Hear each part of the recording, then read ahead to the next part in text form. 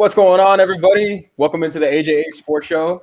We are the sports show that's bringing you some NBA talk today. So another court sessions episode here in the AJA Nation. We already got some comments coming in early. We hopped on the stream a little bit. We got them from our very own Ace. Where, as you'll see, we're missing a very important card from our deck today. We are without Ace. He left a comment. What is up? Hope you are enjoying your day, buddy. Wish you were here with us, but happy to know that we're gonna have some future shows with you. So right. We're the J and A today. J and A today. I love it. Yeah, we're missing the first day. So we're early into the stream, early into the show, guys. Great to have anybody in. Can't wait to see if more people end up joining. If you haven't already, we'll mention it again. We have it going across the bottom. AJA Sports Show. You can follow us on Twitter and Instagram to make sure you don't miss any of these shows, any of the live streams. Today, we're just going to keep it pretty light. Laker game is on in about 2 hours, and then Denver and Portland tip off about a half hour after that. The Miami Heat and Milwaukee Bucks tipped off about 20 minutes ago. Milwaukee out to a 19-8 lead. Miami trying not to fall behind to the 0-3 hole. So see if they can get it done.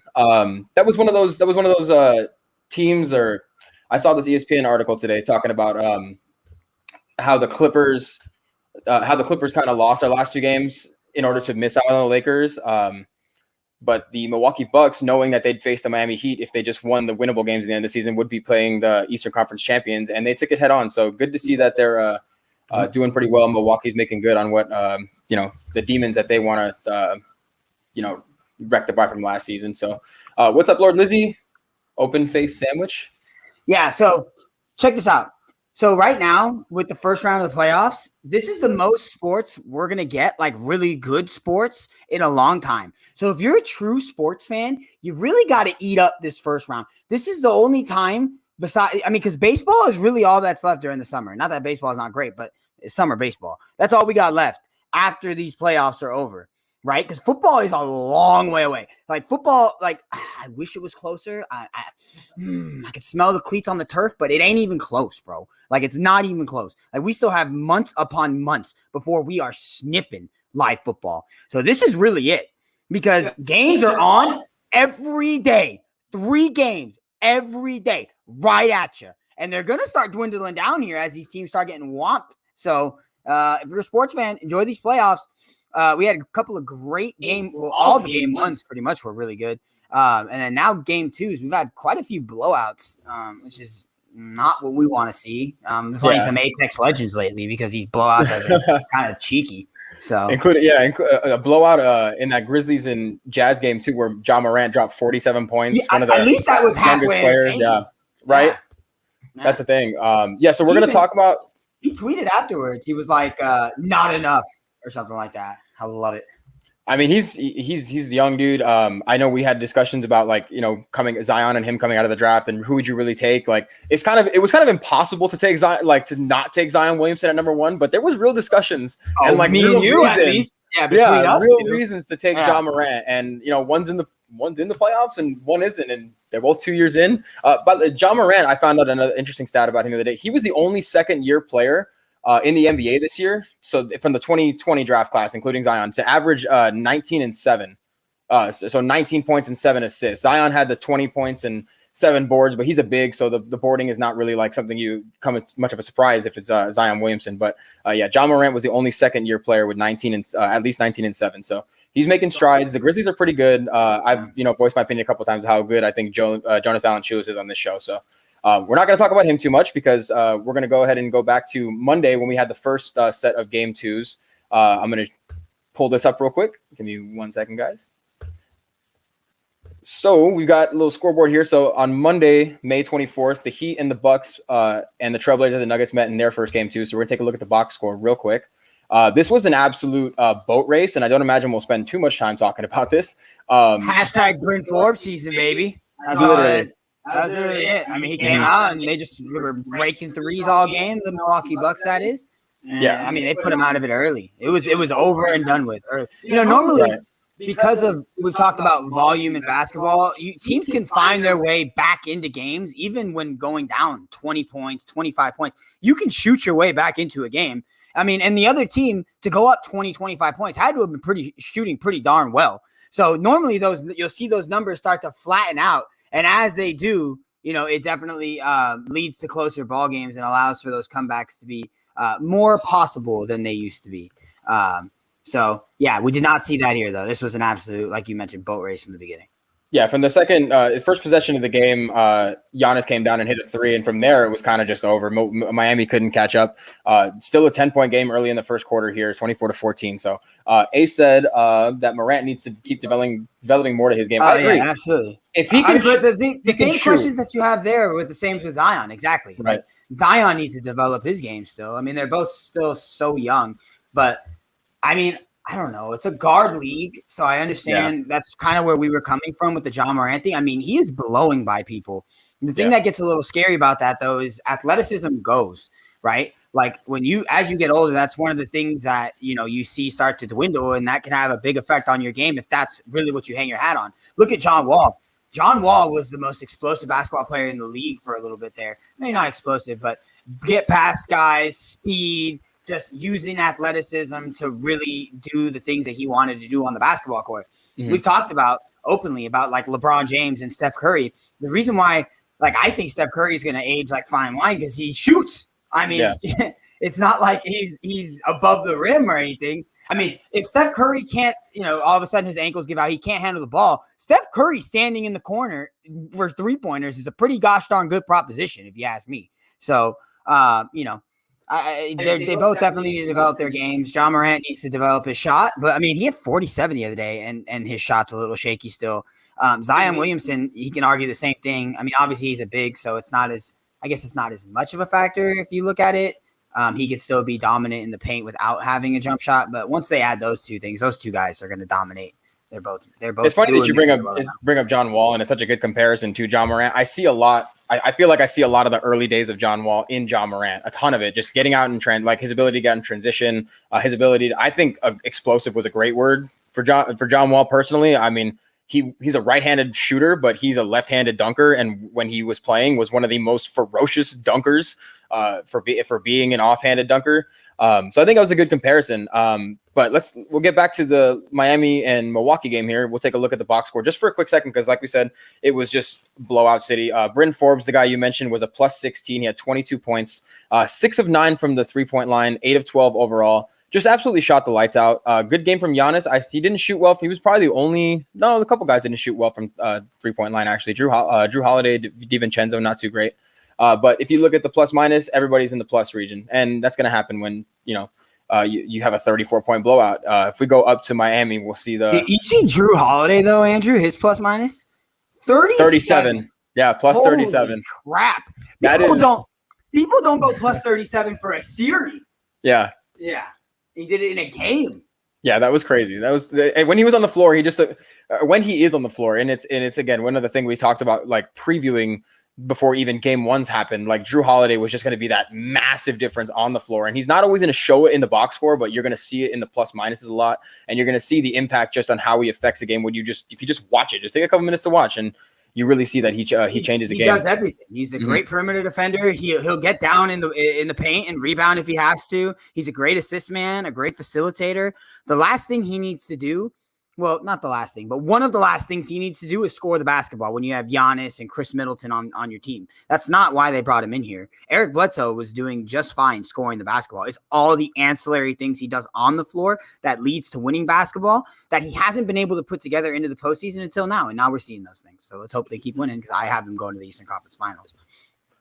I believe I have them going to the finals. So yeah, I'm hoping they keep winning as well. To the finals, yeah. Kind of short sold them there. I think they're going to go to the finals, but. One of the more surprising things of this series so far has been the absolutely abysmal play of Jimmy Butler. He went 4 for 10 in game 2.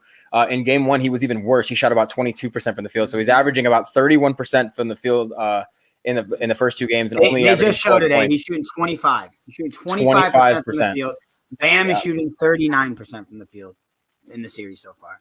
Yeah, and against a team you match up well against, I mean, you just have to be kind of, and Miami does, like, on paper, you would think they match up pretty well with Milwaukee. Obviously, Milwaukee has the star power, but you got to be able to knock down shots. 28%, under 30% from the 3-point line in the playoffs is going to burn you. And for like and you're going to get blown out just like this in today's NBA. So we can move off of that one because, again, we're just kind of not really much to talk about. I got two questions, eh? I just got two questions for you on that. So, all right. So the one thing that I know, that the two takeaways I've had so far from the beginning of this series was, I mean, and they're losing by 12 in the first quarter. So we're not off to a great start here.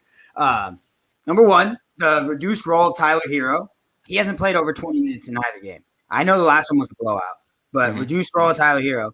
And the big three of the Miami Heat just not playing very well between Jimmy Butler, Bam, and then I guess, Dragic is that third piece. All three of them not playing particularly well. You need all those things to be happening. I mean, Tyler Hero was a star in the bubble. And I mentioned this to you a couple weeks ago. I read some report. I forgot who Butler had home state advantage in 2020. Oh, in Florida. Yeah.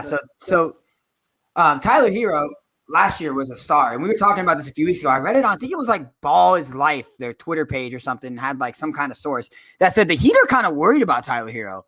That they're worried that he's letting the celebrity get to him a little bit, and it's kind of impacting his play on the basketball court. He did not have a particularly great season this year, but yeah, Tyler Hero has Stacey's mom, one-hit wonder. Yeah, that's what it feels like, right?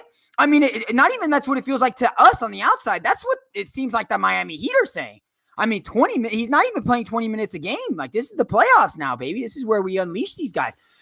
Every year, this is the second year in a row you've seen it happen with Miami. Goran Dragic plays like 20 to 25 minutes every regular season game, and then the playoffs come, and dude just plays 30 minutes a game. It's like he's a full-time starter, and he started again in game 3. That was one change that they made. Again, like I said, hasn't done too well for them. They're still down 12 in the first quarter, but we'll see how this game finishes. They're going to need to take this game. If they don't win game 3, obviously it's over. Going down 0-3, unless you have LeBron James, is pretty much impossible. So, yeah, we can go on to Portland and Denver, but I just was curious about those two things. Those are the two things that I've seen that have really impacted that series. Yeah, I don't even want to attempt to do that. How did you do that snarl in the bubble last year when he hit that? He hit like a jumper and he did like that weird like looking snarl. Ever since the snarl, it was kind of out of pocket, and he just hasn't played well literally since then. He did he do it against the Lakers? Yeah, in the finals. Yeah, and then they were down. Sweat. Yeah, they were down 2-0. Have fun. Yeah. They were down 2-0, and he hit a late bucket, and he hit but in the 3 games that followed that, he was absolutely abysmal. So, and has followed that into this season. So maybe a little bit of home state advantage for Tyler Hero too there, Ace. Ace is coming with the puns. Yeah, Boran Goran. That's a good one. That's a pretty good one. I love that. Right. So we'll transition to Denver and Portland and talk about our resident, like, MVP truth teller and Ace. He's not here to talk about his boy, but Nikola Jokic got it done in game 2 for Denver at a home game, 128-109. Another game that like was a blowout, but it didn't really, like, when you watched it, it didn't really feel like a blowout until really the end, because you had Damian Lillard make 9 threes. They call like 8 of them in the first half. He had 42 points. But then what gets you? I know we talk a lot about plus minus nowadays. He was minus 16 when he was on the floor, and CJ McCollum even worse, minus 23. To their defense, though, they don't ever get off the floor. So, I mean, if they're losing, they're losing. That's the thing about plus minus. It can tell you a lot in a snapshot, but you also have to add context to it. It's just like any stat. You can find any freaking stat to tell whatever type of narrative you want. But Damian Lillard is minus 16. If they win this game, obviously he's plus whatever. But they don't come off the floor. I mean, he played 42 minutes. Yeah, I was about to say, I just highlighted their minutes, the minutes they played, and they both averaged 40 minutes if you combine them. Yeah. What about the Mamba Snarl? The Mamba Snarl, nothing ever comes close to the Mamba Snarl. Yeah, when the Mamba Snarl came out, I mean, it's just game time. It's how you get those. Hang chips. But yeah, the MVP frontrunner played exactly like the MVP frontrunner on Monday night, I believe this was. Again, 128-109. Solid win for Denver. They really needed this one. They were, risking going down 0-2 without Jamal Murray. It would have just kind of spelled trouble for the remainder of their playoff run. But you see Jokic with the efficient 15 of 20. He can assist the ball, ladies and gentlemen. He only had 1 in game 1. He followed up with 5, but that's just the tip of the iceberg for a guy like Jokic. I'm sure he'll be able to pile that on. That's still a pretty low total for Jokic, if we're being honest. Like, I agree. 30, 12, and 8 is what, he's going to be doing here in the playoffs as they start to ramp up here. One big storyline from this game was Damian Lillard coming out and lighting the world on fire and pretty much willing Portland to stay in this game for a little while until halftime came. And Aaron Gordon put the clamps, as much as you can put the clamps on Damian Lillard, obviously. But Asa, get out of my head. Get out of my head, Asa. That's exactly what I'm saying. Yeah, 11 points. Because what did he finish with? He finished with he finished with like 45, didn't he, Andrew? Damian Lillard? Can you scroll up? 42. Yeah. So he had 31 in the first half. Yeah. I mean, unbelievable, dude. And then Aaron Gordon at halftime was like, hey, coach, I got it. You know what I'm saying? And then dominated him. And I mean, it makes sense. Like, Aaron Gordon is a long, super athletic defender. I thought that was something he'd be bringing over from Orlando a little earlier on. His defense was a little lacking when he first got there. Little defensive miscues. It happens, especially when you get on a new team. Adjustments and assignments and rotations. Sometimes they're a little bit different. Honestly, normally with basketball, they're pretty damn similar, which is why people can get traded and play the next day and have no real problems. But there's still communication issues that get happen that you have to work out when you're on the floor together. But yeah, Damian Lillard tried everything he could to keep him in this. Hasn't been able to do that. Robert Covington is turning into the new PJ Tucker. Dude just plays 30-something minutes and does absolutely nothing. Yeah. How do you play 37 minutes and you have 3 points, 1 rebound, and 1 assist? I mean, Royce O'Neal. You're making Royce O'Neal looking like a superstar with these damn numbers. And these are guys like PJ Tucker, Royce O'Neal, who just eat minutes and do nothing. Robert Covington is someone who's supposed to be a big part of this team. This team, I'm telling you, we talked about it. Portland they have more than enough to get it done. I'm sick of this Portland crap, man. Every year, everyone's like, hey, watch out for Portland. Well, I've been watching out for Portland, and they keep stinking. Granted, they took one, right? They took the first one. This is a series they can 100% win, and honestly, probably should win. I mean, there's no Jamal Murray here. There's no Will Barton. They are missing key pieces, Denver is. Portland is 100% healthy, and it's time for them to win some dang playoff series, man. Yeah, I agree. Damian Lillard and CJ McCollum have, you asked me a couple years ago, I wouldn't have been as harsh on them. I would have been like, give it a couple times, give it a couple, more years, this and that. But, we waited, and they made the Western Conference Finals, I believe, in 2018 and got swept by the Warriors. That was as far as they've gotten. They've just kind of been, they just haven't been able, like you said, to get it done. I think the excuses are out the window as well. There's talk about Terry Stotts, the head coach over there, possibly not returning if this playoff series does go sideways and they're out in the first round to the, eventual MVP. But in a series where you mentioned Jamal Murray's not here and you have the dominant backcourt, you need to win this series. And, Rocco will hopefully play better. Carmelo only had 5 points, but we'll see as this series goes on. They tip off later tonight. Let's move on to a couple other games that we saw. There was Andrew Asa did say, does Jokic do what Butler did in 2020 with this team? No, because they're in the West, bro. That's the only reason I would think no.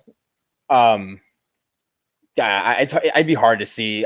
You would love to, and I even think this is one of those years where if he did get bounced in the first round, I don't think it discredits the MVP case because it's obviously been advertised and made pretty clear that it's a regular season award. So I think he deserves it regardless because he played just absolutely bonkers in the regular season. So I would love to see a long playoff run, but that just is that outlook's kind of bleak without Jamal Murray, in my opinion. But let's move to Tuesday. Let's do Celtics Nets first. Check out their box score. A game in which Jason Tatum had to leave early because of injury. Wasn't playing well before that. Mm-hmm.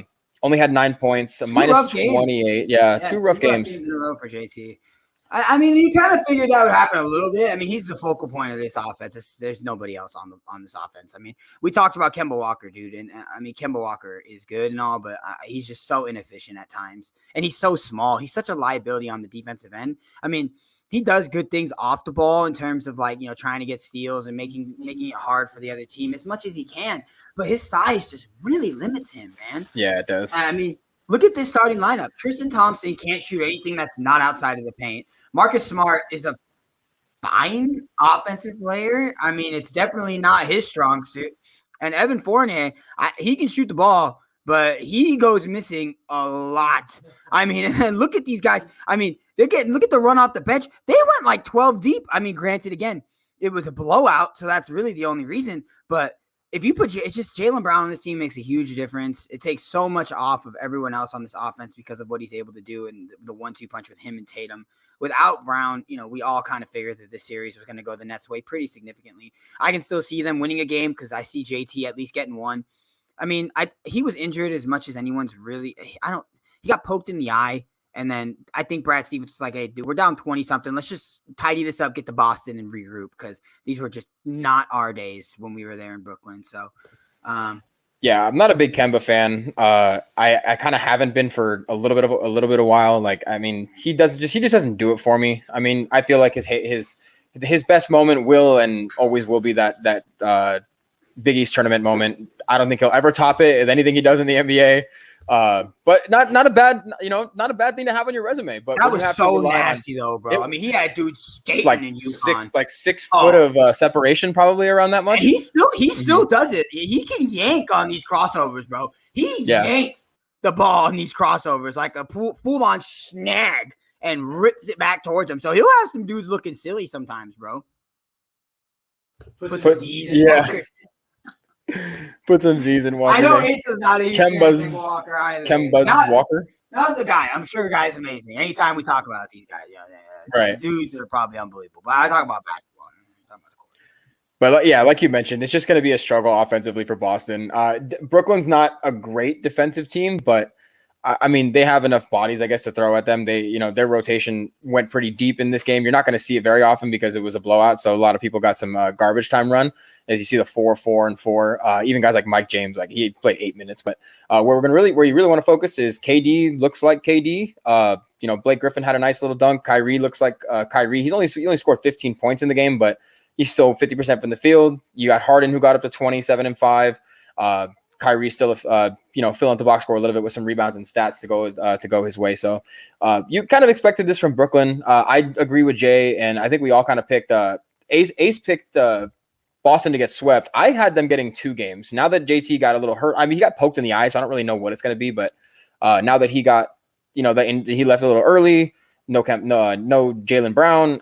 It'd probably be. I'd probably say 5. Yeah, it's probably going to be in 5. He's better than Andre Miller. Yeah, he's better than Andre Miller. Yeah, he's better than Andre Miller.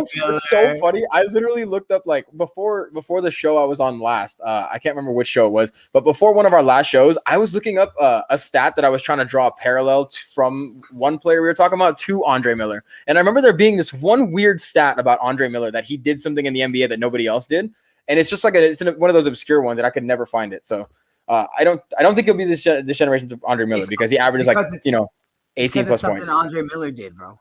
Yeah, exactly. That's why though. I wanted to find it. Like it's just eating me alive. I don't know what happened. Just go to StatMuse and type in Andre Miller random stat, and I'm sure they'll give it to you. StatMuse where it's at, man. StatMuse is pretty cool. Shout out StatMuse, bro. I mean, they don't pay us or anything. We use their stuff. They're pretty great. I mean, that thing's sweet. All right, let's talk about the flippers first. Clippers first. All right. Yeah. So, how would you? Yeah. If you're a front office member of the Clippers, you better get your LinkedIn profile ready. Get ready. I mean, brush up the resume. So we'll talk about Dallas second. Let's talk about the Clippers real quick. Kawhi had 41 points, -7 in the box score. 30 of those came in the first half. And then it wasn't until late in the fourth quarter that he added on 3 threes from a bucket he made early in the third quarter to kind of like when the game was, they needed those buckets, but it was kind of out of hand because Dallas was up 11 at one point with a minute and a half to go. Tim Hardaway Jr. hit a 3 and then a couple free throws, couple threes from the Clippers. So that's why Kawhi's look at 41, but he was just absolutely non-existent in the second half. Playoff P, with 28 points, but is he really he's not really affecting the game. Like he's getting points, but he's not really just impacting or dictating how the game is going to go sway either way. That's all in control of Luka. And we're going to talk about Luka, and I can keep talking about Luka forever, but both of these guys, I don't get it. I don't really know as a Clippers front office member how you could sell yourself that this team is going to bounce back, judging based on what you saw last postseason and now what you're seeing this postseason. You know what I mean? So the thing I will tell you is they're shooting the 3 ball way below average. I mean, in their first 2 games, they're shooting at like a 32% clip. They were the best 3-point shooting team in the league this year. They were shooting at almost a 41% clip the entire season. as crazy as it sounds, I think they'll probably win this series still. It's going to be unbelievably tough. Unbelievably tough. I don't see them getting bounced in the first round. And as easy as it is just for us to say it, this needs to happen. They need to stop allowing switches on these screens. And that's pretty much what's happening. Like when you look at I didn't get the deep dive research for game 2, but game 1, Luka did his damage not against Kawhi, not against even Patrick Beverly, and not against Paul George. It was all against switches on Zubac in particular. He was eating alive Zubac, which, yeah, Luka Doncic is going to eat alive Zubac. They need to regroup over this next little break they have. I believe they play tomorrow. They'll be playing in Dallas. I think there's still a chance they win this series. I don't think they're going to continue shooting as poorly as they have from the three-point line. I mean, Serge Ibaka, is he healthy now? Like, I know he wasn't healthy coming in.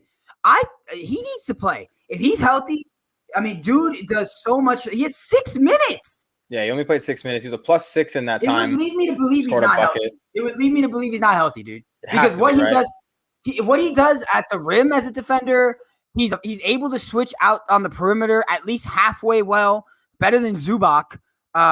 If he's healthy, he needs to play more. Maybe these next couple of days will give him a little time to get rested and they can up his minutes a little bit. But yeah, at the end of the day, Paul George needs to be better. Kawhi needs to be better. And I don't care. They had 41 points. Be better. How better do you want him to be, Johnny? Better enough to win. Yeah, I don't you need to win ball games. Yeah, you need to win, right? And especially Chris Broussard. As much as Chris Broussard is insider, he got a text message from someone in the Clippers that said they were trying to avoid the Lakers. We don't need anyone to tell us that, bro. We all watched the games. Okay, they were making losing plays. They weren't just sitting guys. I mean, in the last 2 minutes of the fourth quarter game against the Rockets, they were actively losing that ball game. Actively, like running sets I've never seen, just isolation, just actively doing everything they could to lose. Okay, and we talked about this the other day. You need to win this series, or the entire team gets blown up, right? I mean, at least Paul George. They don't have a first-round draft pick for another 6 years. What the hell are you doing? I mean, even if you want to blow it up, what are you doing? Right. And it's kind of hard because Marcus Morris, 6-year, $64 million deal, 4-year, $64 million deal. And then way down, Luke Kennard did not play. Didn't play in game 1. 4-year, $64 million tied up to Luke Kennard, who was a lottery pick that didn't pan out for Detroit. So you said, yeah, we're going to get him because he's the true knockdown shooter, and he hasn't played in a series where you're lacking in, guess what? 3-point shooting. And the player who's good in 3-point shooting that you signed for 6 years or 4 years, $64 million is not playing. I don't understand it. The Serge Ibaka thing, I was going to mention real fast just because you brought up him not being healthy. He's gotten better as a 3-point shooter as his career has gone on and has proven it in the playoffs. Obviously, he was on that Toronto team that won the title.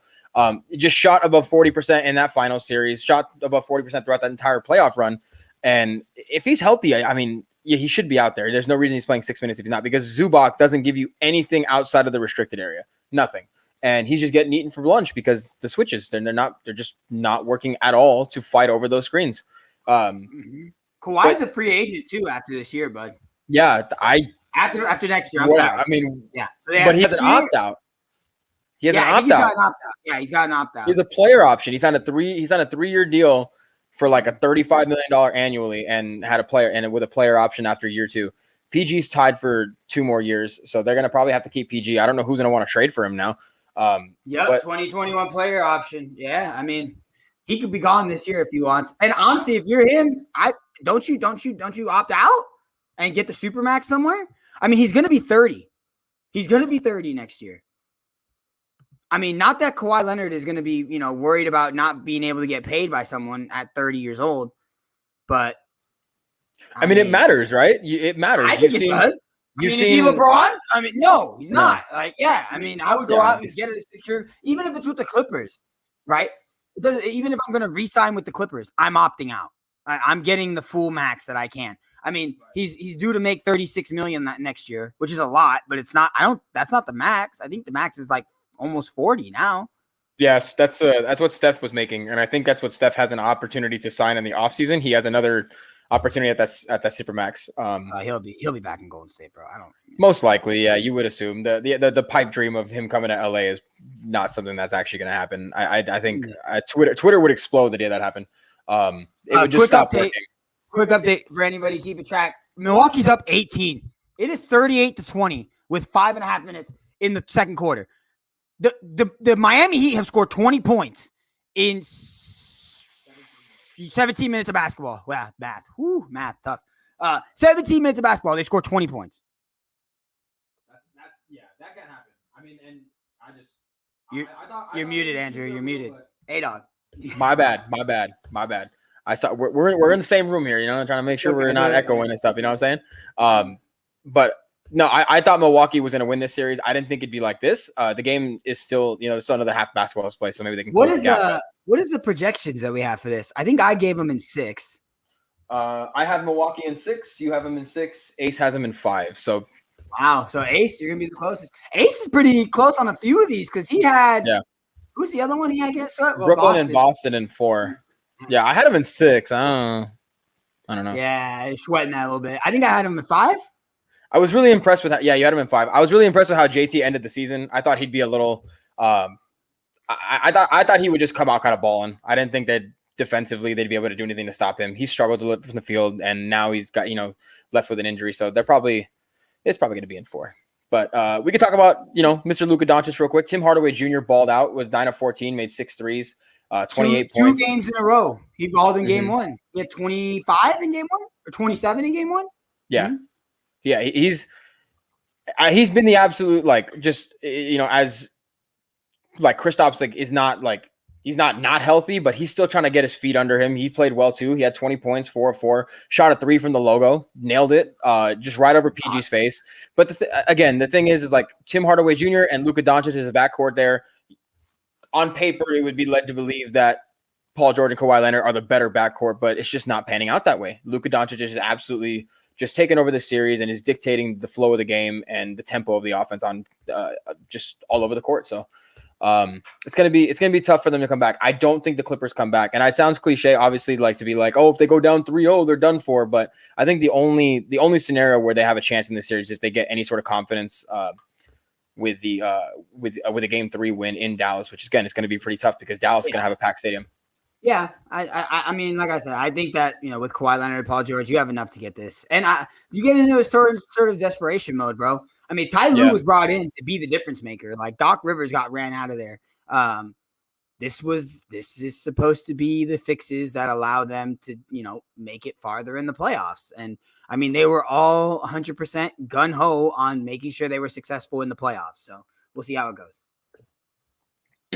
All right. So talk about our boys. They play tonight. Lakers got a 109-102 win against the Phoenix Suns the other night. We could talk about we look at the Suns real fast, see how they did. Another good game from DeAndre Ayton. He's been really efficient in his games here. He's doing great boarding the ball. He's got another double-double for consecutive games. Is shooting 87% for the series so far in the 2 games. He shot 90% in game 1 and 82% in game 2. So he's been a nice bright spot. Devin Booker, you love to see it. He's been the best player, arguably you could say for both teams so far. I wouldn't make that argument per se, but got to the free throw line 17 times, didn't miss, 31 points, had 36 in game 1. So he's been the focal point of the Suns offense while Chris Paul's kind of working his way back through this little shoulder injury. He's been the best player in the series? Devin Booker? Mm-hmm. Would you say that he is? Yeah, probably. He had 37 in the first. 80 had a great game too, but okay. So I guess it depends on what you're talking about because LeBron is the chess master right now in this game, bro. He is dictating everything. I mean, we haven't seen him be super explosive. We haven't seen him be super aggressive, and he's still the most dominant force on the basketball court every time he makes them up. Yeah. But if you're going based on production, I mean, Devin Booker has scored 68 points in the first 2 games. Yeah. So he's been really good. He's been very good. He's getting his switches just like Luka does. Obviously, not as being able to be as effective as Luka has been because the Lakers have a bit of a better defensive scheme. Actually, a much better defensive scheme. I don't know why I'm downplaying that.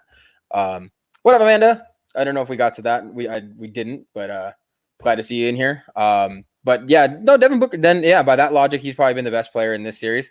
You know, you just wonder like what this series could have been. And I know me and you talk about it. We would love it if Chris Paul. Honestly, as Laker fans, we would both love it if Chris Paul was healthy. And it's just you just want to see teams at full strength in playoffs. It really sucks when you don't. And for a guy like Chris Paul, who's 36 and is now, made his rounds in the league on different teams and has affected, and reaped positive results for a lot of bad teams, it just kind of sucks to see him not be at full strength. So maybe he will get back to that. But A-Dog, what basketball demon did Chris Paul sell his soul to? Seriously. I don't know. He was on the same banana boat, and the other guys have been good. This dude makes the playoffs and gets hurt the moment the playoff logo goes on the TNT broadcast. He's hurt. I mean, if you see how he got hurt, it had nothing to do with anything that anybody on the Lakers did. He jumped up in the air, came down, and his face hit his teammate's shoulder, and he hurt his shoulder. Like literally, he hit his teammate's shoulder. It turned, and he like cricked his neck. I mean, dude. Every year, 2014, 2016, 2018, 20 with the hamstring with Houston. I mean, every time this guy makes the playoffs, he gets hurt. It's super unfortunate. Yeah, man. I don't know. He'd already have his ring if he had been able to go to a team in LA in 2011, but he probably won't get one. He said, even if CP3 wins the championship, doesn't make up for all of his absences from the playoffs. See, I don't know, because like, what do you like when you say make up? Like, what is he making up? Like, it just kind of adds to his legacy. You know what I mean? It just like adds a little bit, like, to his resume. Like, he's going to go down to the top 5 point guard of all time, most likely. I think that will just solidify it. It'll just kind of get rid of the argument. Like, yeah, Chris Paul's a top 5 point guard. He's been, doing this since 2005. So, just an absolute, it's just gut wrenching. It stinks. I'd rather have him healthy. And it just, like you said, it was a weird way to go down. Like, I've never seen that happen in an NBA and any in football. I'm sorry. In an NBA game, I've never seen that happen. All right. We'll talk about the other big men. Amanda said Illuminati. He sold his soul to the Illuminati. Yeah, bro. I mean, he sold his soul to the Illuminati for the State Farm commercials, for the deals. Seriously. Yeah. Dude, he shouldn't have played 70 games this season. Yeah. Again, though, it's so fluky. It's not like a deterioration injury. He hit his head on someone's shoulder, his teammate's shoulder, and cricked his neck. It's not funny, but it's like an old man injury. It's like, I'm laying down and I sleep on my neck. I can't move. Excuse me? What? Oh, no way, Asa. I need your top 5 list. Then you got to give me 5 that are better. You got to give me 5 that are better. I don't have 5. John Stockton is not better. I don't care about the stats. I don't care about the stats. John Stockton's not better. I mean, the only point guards I could think that are better than Magic, like Steph, Isaiah. Those. You got anybody else? I don't. I would say he's better than Kyrie. I mean, I don't even think Kyrie belongs in that conversation. Not even.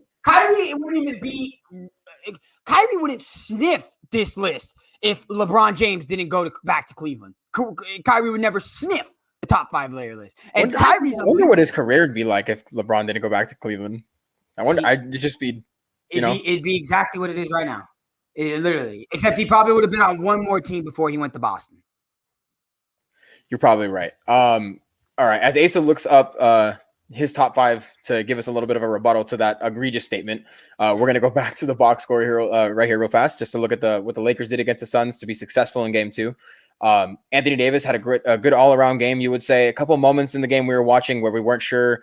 We wanted to be a little more assertive. Obviously, that's not up for us to dictate. Nonetheless, still got it done. Should have had 40.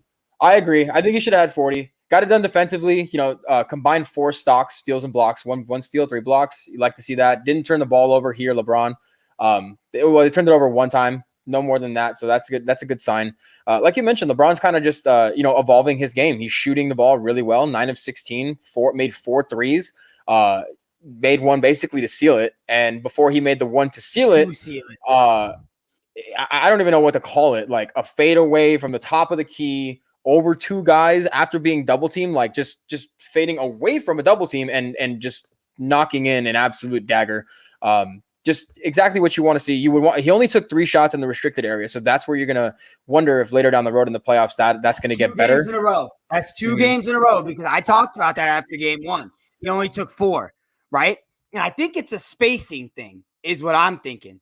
I'm thinking because once he drives with AD and Drummond on the court, it gets real congested in there. Yeah. So at least for the series where it's going to be Drummond specific, I think LeBron is going to be more of this outskirt guy. And again, as the playoffs evolve, once we start getting to like the Western Conference Finals and stuff, it's over. Nash? Oh no. I mean, Nash has an MVP. I think he has 2 MVPs back to back. I think that's the only reason. Robertson? Yeah, I think Robertson's in there. Robertson's top 5, yeah. Okay. Yeah, I don't think I'd have Nash, though. I think I'd have CP3 over Nash. See, Nash didn't score all. See, that's what a title for CP3 would do. That's what a title for CP3 would do. He's just on the outside of, yeah. He kills Nash in assists. I just don't think it's he's like the most assists in NBA history. Yeah, he just passed Magic a little while ago. He doesn't have the most. John Stockton still has that record, but I think he's in the top, probably in the top 10 of like upper echelons. Magic. That's what it was. I'm sorry, he doesn't lead. Yeah, the past Magic. That's what it was. The State Farm guy. Yep. Yeah. The State Farm guy. not Cliff. Yeah. Not his brother Cliff. No. Yeah. Chris Paul in the regular commercials. I see that. Tyler puts him top 5. It depends on what he does the next few years, bro. If he's still doing stuff like finishing as the 2 or 3 seed, I mean, I'm going to put him above Nash here pretty soon.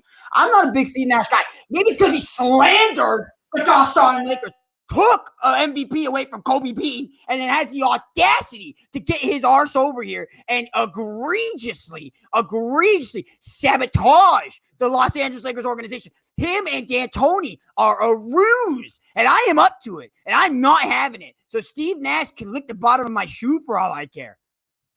And they are back a decade later as Steve Nash is the head coach of the Brooklyn Nets and Mike D'Antoni as a assistant head coach of the Brooklyn Nets to try and derail a Lakers title run. I think Jerry West was a shooting guard. He was a shooting guard, yeah. And Bob Cousy, I believe he played with Bill Russell. Yeah. So I'm gonna give up a lot of Bob Cousy's success to Bill If you Russell. Were playing in black and white, it's not happening, bro. I'm not trying to be rude or anything. Fucking merger, because at least Oscar Robertson played a little bit after the merger. Right.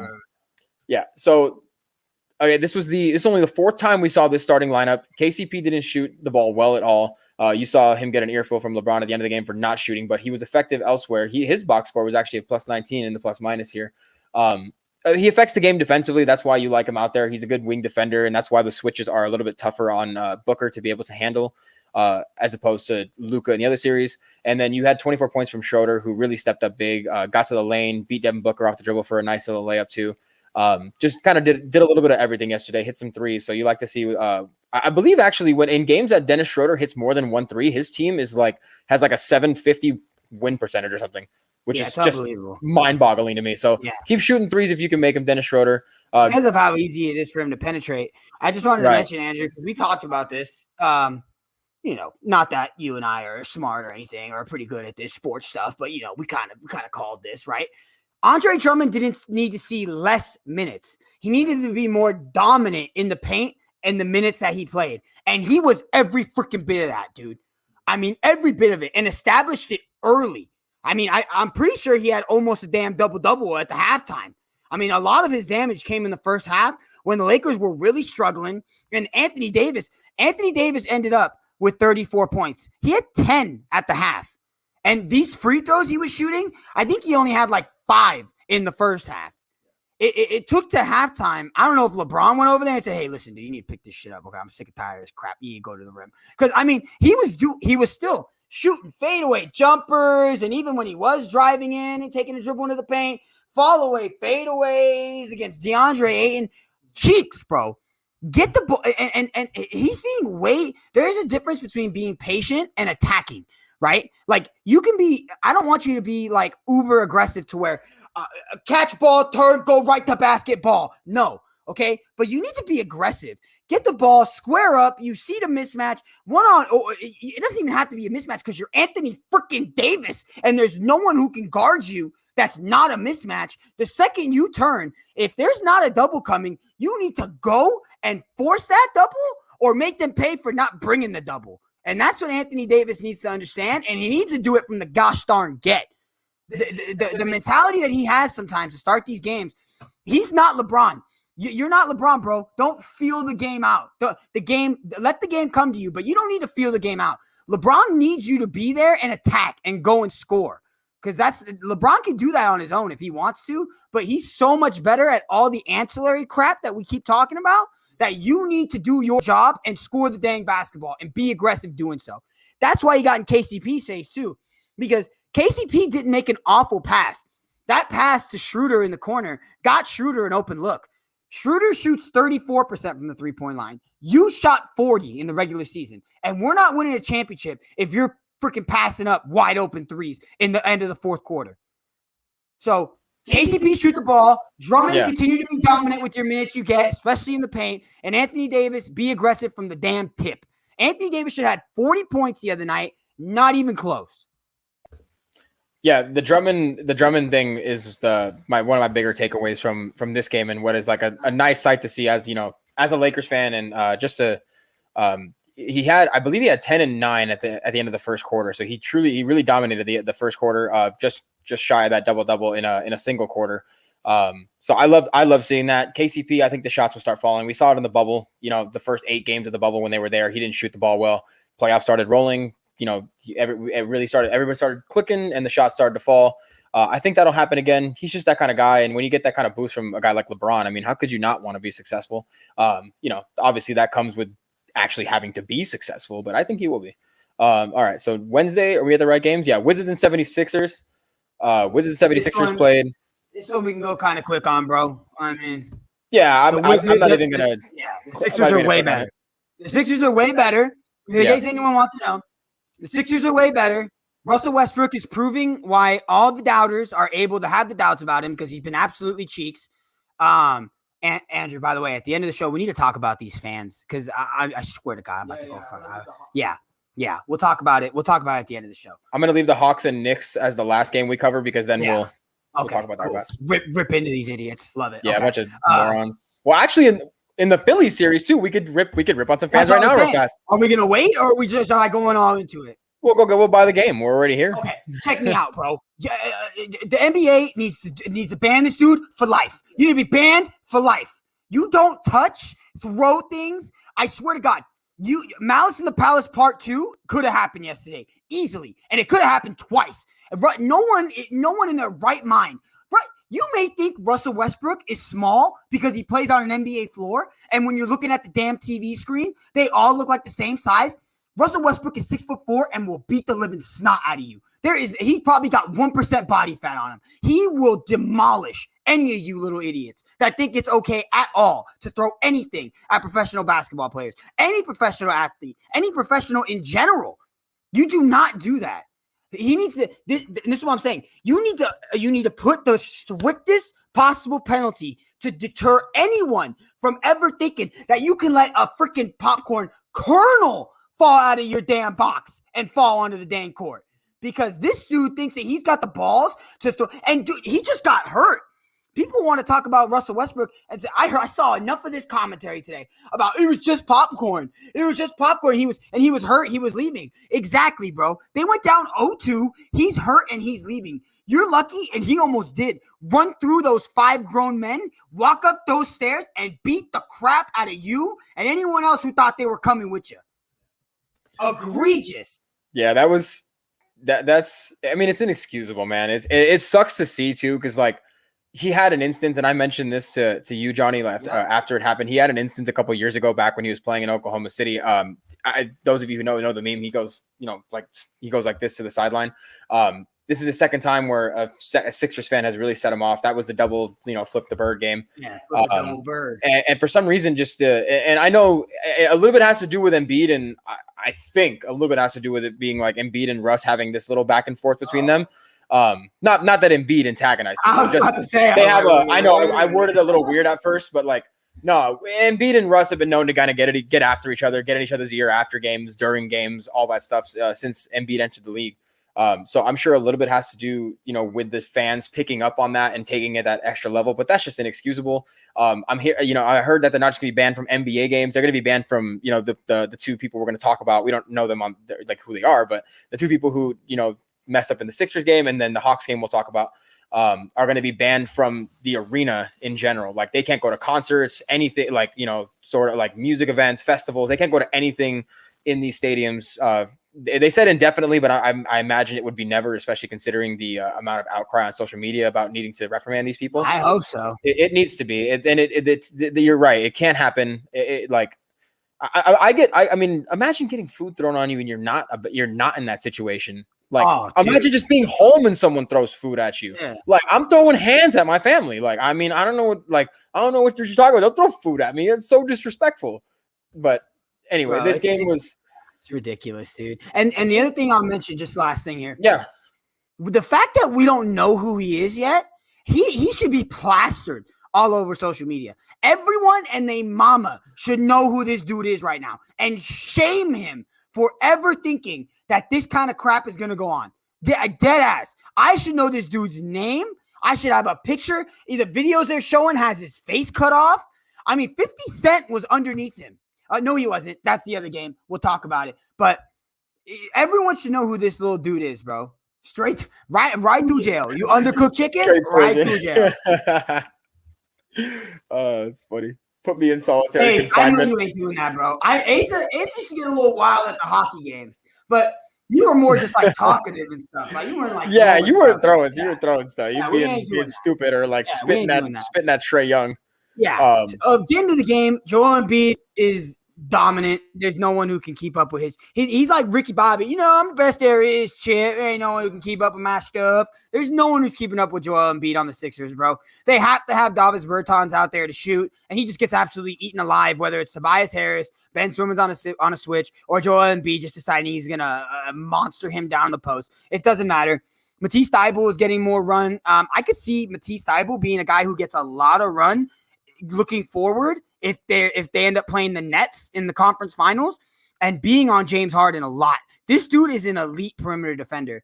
Really like what they're getting out of him right now because he allows, for some, like, especially when that second unit turnover comes and Harden likes to come in by himself with the second unit. You bring in Matisse Thybulle there and he does a pretty good job. I feel like he would do a pretty dang good job of being able to restrict Harden as much as you can restrict Harden.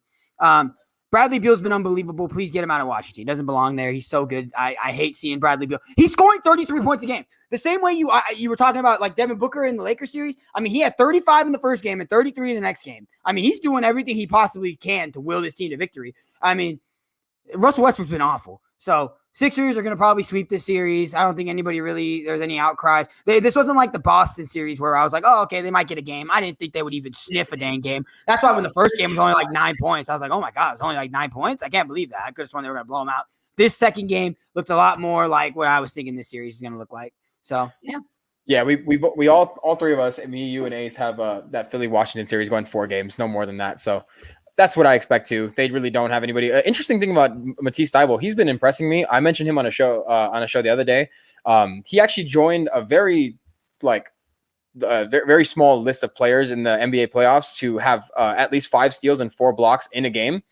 He joined the list with I don't have it pulled up in front of me, but the list had Kawhi Leonard, Oscar Robertson, Hakeem Olajuwon on it. So a lot of great defensive guys.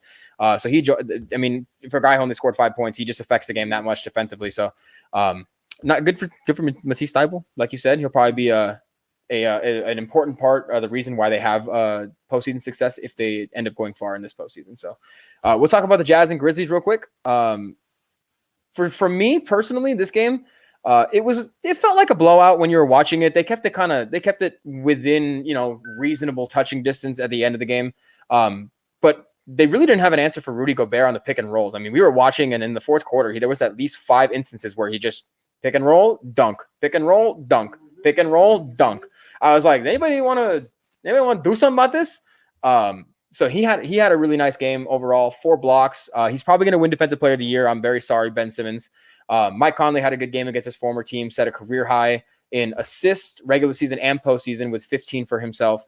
And Bogdan, is it Bojan or Bogdan? I always forget. That is Bogdan. Bogdan continues to play well. Royce O'Neal, all the starters had at least 14 points, and Donovan Mitchell working his way back from injury. 50% from the 3-point line, made all his free throws. His shooting percentage will get actually that's where he is for his career average, about 44%, and that's pretty good for Donovan Mitchell. Only in 26 minutes, so looking good for Utah as they tie it up, get a little bit of a get their legs under them a little bit. We can talk about the Grizzlies for a second. Ja Morant with 47 points, just kind of doing everything he could. I really like Ja Morant. Jaren Jackson has kind of he should not be only taking 6 shots. That's my big thing with Jaren Jackson. He needs to take more shots. And I just think he's that good of a player. He got to the free throw line 11 times, so that's nice to see. But he needs to take more shots, and him and Jonas Valanciunas, for them to have a chance in this series, kind of need to assert themselves in the on the low blocks and in the paint against Rudy Gobert, which is a tough task. But Jay, what did you see from this game? Anything catch your eye? Dylan Brooks dealt with a little bit of foul trouble, which is what kept his minutes a little low. Dylan Brooks has really shined, especially in those playing games, and now leading into the series. I mean, he's shooting the ball really well. I mean, Andrew knows I play Dylan Brooks a lot in DFS because my boy thinks he's the best player on the court every time he laces him up, and he shoots like it, man. I mean, dude pulls. You know what I'm saying? Like, them skeet shooters. This dude pulling, bro. Yanking. Don't care. So he's been playing pretty well. I mean, between him and Ja Morant, they look pretty solid. I mean, they lost this game. Memphis shot the ball. Utah rather shot the ball really well. I mean, they shot the ball really well in the regular season, so that's not a huge surprise. But Memphis did what they had to do. They got the first game. Now it's back to Memphis, and let's see if they can make this a series by getting maybe 1 or 2 at their home place and maybe extending it. I thought this would be a 5-game series. Granted, I thought Donovan Mitchell would play game 1. Well, crap. Donovan Mitchell thought he was going to play game 1. So, so we'll see how this one goes. I still have Utah in 5. I think this is pretty much over. Now that they got Donovan Mitchell back, it just makes all the sense in the world for them to get all the gears rolling here and put away the Grizzlies. I think Jaren Jackson, if he would have been healthy the whole season, would have gotten a full run, made sure the cardio was all good. I mean, not that he looks like he's slower out there, but there's a rhythm and pace to the game that you just can't simulate in scrimmages. So I would have liked to see them fully healthy. I think he took quite a while. I remember when I tore my ACL, and they thought it was a meniscus. They told me I'd be back for the regular season of football, and that was only like 5 weeks. He tore his meniscus in the bubble and didn't come back until the end of the season. So closure on the Jazz is Donovan. Yeah, it's gonna be Spider. I always call him Spider. I don't know why I call him that. If we ever talk about De'Aaron Fox and Donovan Mitchell, I will only call them Spida and Swipa because their nicknames are both 5 letters and they sound so similar. And it's just one of those things. I will never refer to them as I'm not going to refer to them as Donovan. I'm not going to refer to the other one as De'Aaron Fox. But should be a good series going forward. Memphis got their game. The Jazz will close it out. I don't think they win a second round series. Ace brought that up afterwards, whether it's against the Mavericks or against the Nuggets and Trailblazers, whoever comes out of there. Who would it be, right? So if they win, if they beat Memphis, right, and we beat Phoenix, they're probably going to get us, right? I think no, because they're the 1 seed, so they would get. Yeah, they'd get the. It's the way the bracket is set up, though. Like the bracket is set up to where like you do get home court advantage, but the seeding isn't. It's not like football where the lowest seed just goes to play the highest seed. Like wherever you are in the bracket, like you just get home court advantage, but you don't actually play the lower seed. Right. Spider-Verse. That's what they're going to start calling his closing minutes. Into the Spider-Verse. That's not bad actually. That's pretty good. That is pretty good. All right, we're going to end our show with a little bit of we're going to talk about the Hawks and Knicks real quick. They were the last game we're going to cover here. I went to game 1. Excuse me. My bad. Well, game 2 was rather close as well. The Knicks. They would get either the Clippers or Dallas. Yeah, I don't know, dude. I mean, I think if Dallas wins, then yeah, they have a chance to beat Dallas. I really do think that Utah has a pretty darn good chance to beat Dallas. I'd probably pick them to beat Dallas. But if the Clippers win, I don't know. Think Utah beats Dallas? The Clippers. Yeah, I think Utah beats Dallas. I don't think so. You don't think Utah beats Dallas? No, I don't think so. Really? Yeah, I don't think so. I don't know. I really don't. Much, I think Utah loses to both those teams. I mean, how much with how good Luka Doncic has been in the playoffs so far? He is 22 years old. Are you telling like is he going to get better? There's no way he gets better, right? But if he just plays to what he's averaging, Dallas is going to win unless they run into LeBron James. Andrew, if Luka plays, if he keeps doing what he's averaging, he's going to be the greatest basketball player of all time. So yeah, if Luka keeps doing this, sure, yeah, no one's going to beat them.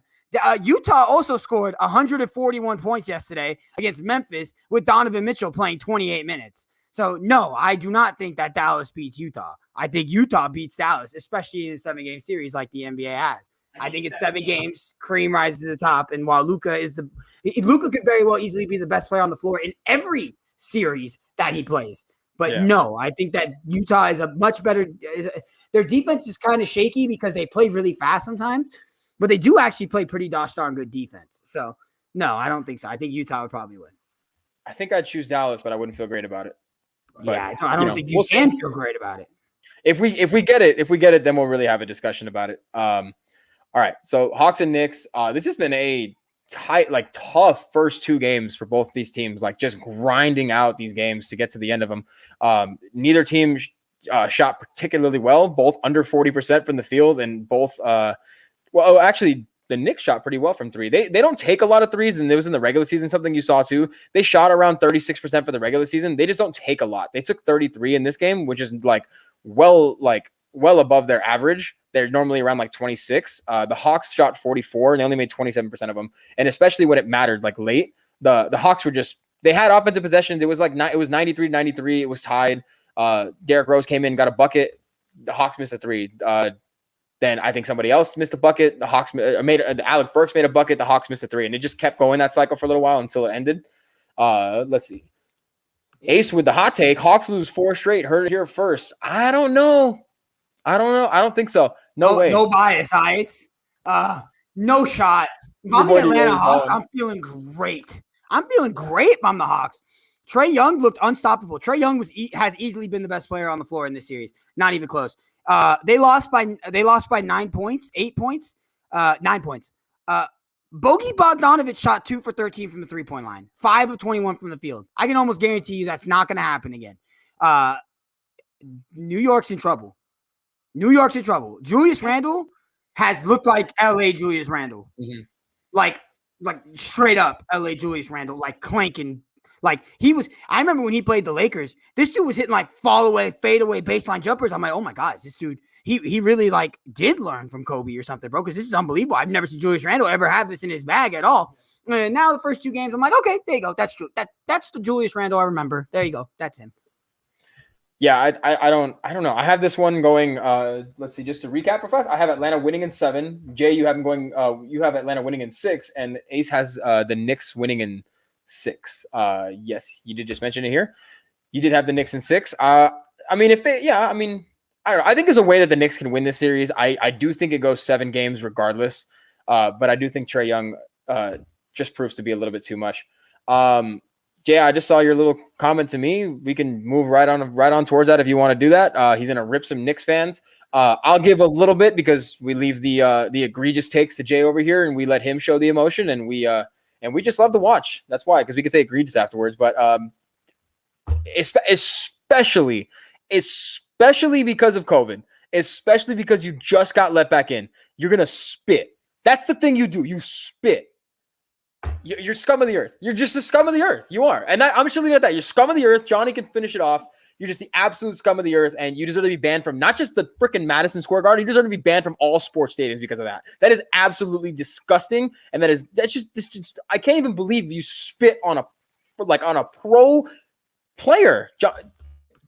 No, it's illegal. Trae Young said he's not going to press charges. He's a better dude than I am, because the first thing I'm doing is I'm getting my dang lawyer, and I'm getting this dude for the last penny that's in his damn couch for what the hell he's got. Are you kidding me? And this is for all you Knicks fans, right? This dude is the scum of your scum. You're in New York, Times Square, celebrating 1-1 split against a lower seed. You are pathetic. You are absolutely pathetic. It's ridiculous. You are the top seed here in this one. You lost home court advantage, and you got your ninny fans climbing traffic lights, street poles. Get out of here. Get out of here. You win a series, why don't you? Then celebrate a little bit. You can't. You win one playoff game. You haven't done anything. And it's the epitome of you damn Knicks fans. Oh, you wait. You just wait till next year. We're getting KD and we're getting Kawhi and we're going to get all these players and you get nobody. You stink every year. Even right now, you're the 4 seed for God knows why. Look at your roster. It's a bunch of one-offs. You got Derrick Rose, who hasn't been Derrick Rose since he was in Chicago. You have freaking Reggie Bullock, who's been traveling all around the dang NBA. It's like his 8th NBA team right now. RJ Barrett, who's the who it doesn't even look like when you look at the draft class he's in, take like 4 of them over RJ Barrett. His shooting's been up. He hasn't even been playing enough because Thibodeau doesn't trust him out there. That's why you got Derrick Rose and the corpse that he rode in on playing 30-something minutes a night. I just can't stand you Knicks fans, and it's so sad to say because you guys, for everyone always wants to talk about they have such a storied franchise, and you do this after one playoff game win? You didn't even win a series. You split your home court. It's not what you're even trying to do. No, I will not be nice. For what it's worth, D Rose has been the best player for the Knicks in the series. He's been good. And that's the problem. Yeah, I mean I agree. So yeah, D Rose can't be your best player. That's the thing. Like he's not bad for what he does, but he can't be the guy scoring 26 points. It needs to be Julius Randle. Yeah, I don't know. I'm absolutely baffled that actually happened in 2021. That he spit on a fan, and then Andrew. And you're spitting over people. You spit over 50 Cent, and like there's people down. If I'm 50 Cent, I'm pressing charges. You might have gotten some residual spit on me. If I'm the girl, if I'm whoever that chick wearing the red, there's video evidence of it hitting her and her reacting. I'm pressing it. I tell you, every penny that's left in this dude's piggy bank is mine. Are you joking right now? And you're absolutely, he should be banned from any NBA event. He should be banned from ever stepping foot in Madison Square Garden ever again. And then again, I just can't get over the fact that you damn Knicks fan. Maybe it's because we're LA Laker fans and we're like, and I don't know, we're used to winning. But I don't think that's it, bro. Like this is on like borderline pathetic levels. Am I wrong?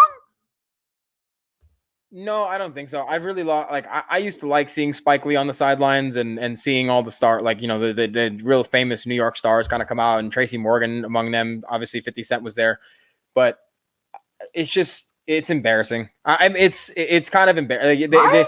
You lost game 1, so like you said, you lost the home court advantage, and I know I get it. 2013 was the last time you made a playoffs run. I get it. It sucks.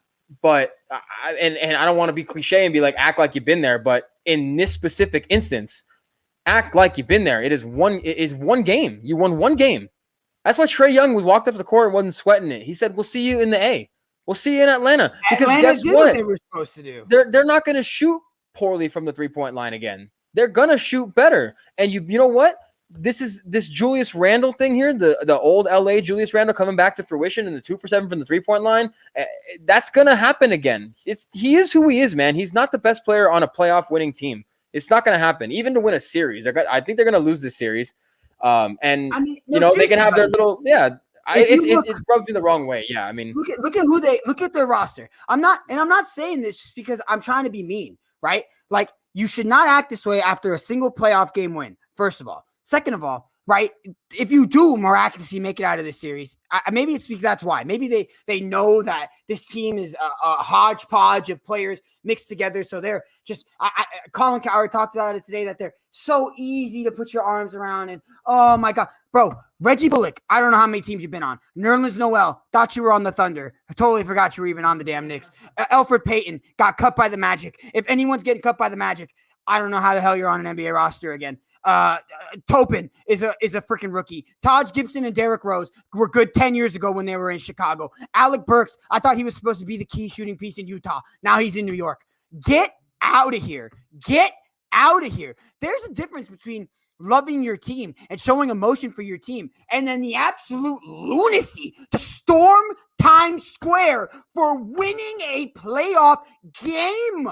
What are you going to do if you win the championship? If you guys ever got the opportunity to hang banners, what the hell? The whole city would be on fire. Hide your kids, hide your wife. There's someone out there.